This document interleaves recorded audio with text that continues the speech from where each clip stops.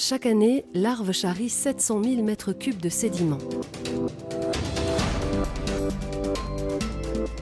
La moitié se dépose dans la retenue du barrage de Verbois. Leur accumulation progressive augmente les risques d'inondation dans certains quartiers de Genève en cas de crue. Il est donc nécessaire de les évacuer régulièrement. Jusqu'en 2012, les vidanges de la retenue d'eau du barrage de Verbois, effectuées en moyenne tous les 3 ans, permettaient cette élimination et assuraient ainsi la sécurité des riverains. En raison des impacts environnementaux causés par ces opérations, un nouveau mode de gestion a été mis en œuvre en 2016. L'objectif cette année est d'abaisser partiellement la retenue du barrage de Verbois tout en contrôlant la concentration de matière en suspension dans l'eau selon des valeurs définies afin de minimiser l'impact sur la faune piscicole. Ici, au laboratoire central, on coordonne les analyses de taux de sédiments dans le Rhône. Une analyse est réalisée toutes les 15 à 30 minutes sur 3 postes de prélèvement 24 heures sur 24 par une équipe de 20 personnes. Nous sommes en lien permanent avec le poste de pilotage pour leur transmettre ces résultats.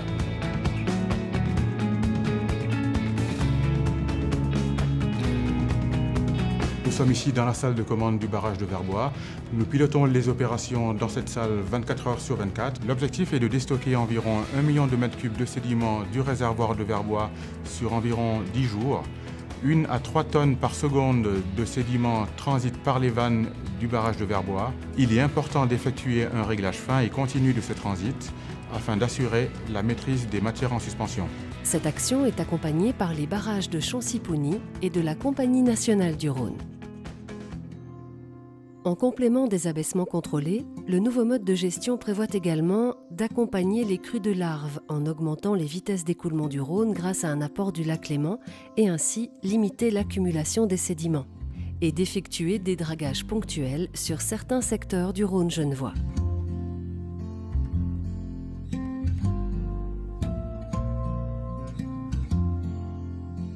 Nous sommes conscients des impacts environnementaux créés par les opérations.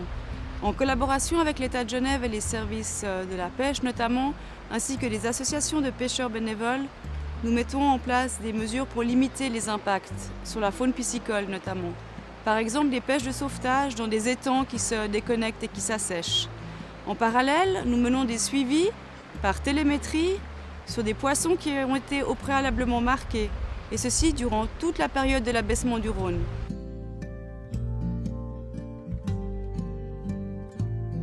Les observations sur le terrain montrent que l'impact sur l'environnement a été réduit par rapport aux opérations précédentes.